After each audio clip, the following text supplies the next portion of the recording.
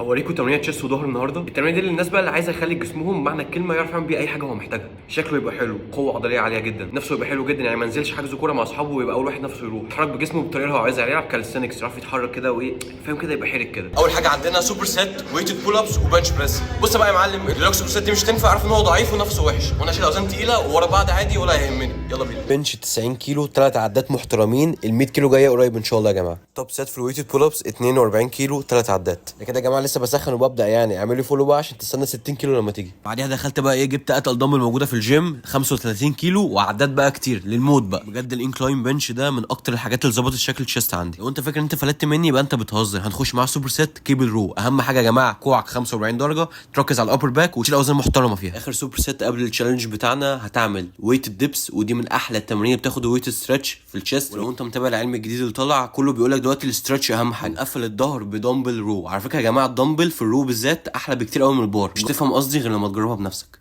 نيجي بقى في اصعب حاجه النهارده، التشالنج بتاع اخر التمرين. مش ببالغ، بس عشان تعرف تعمل التحدي ده انت لازم تكون دبابه بمعنى الكلمه. ما عملتوش لوحدي، حتى هاجر دخلت معايا وشجعتني قوي صراحه، بجد ما شاء الله عليها، مش بعيد يكون نفسها احسن مني كمان. عايز اقول لك في الاخر هوريك بس شكلي، انا كنت مش قادر، كنت قاعد ميت على الارض ومش عارف اتنفس، بس ده اللي انت محتاج تعمله عشان تعدي الليميتس بتاعتك وتبقى قد كلامك وتوصل اللي انت نفسك فيه.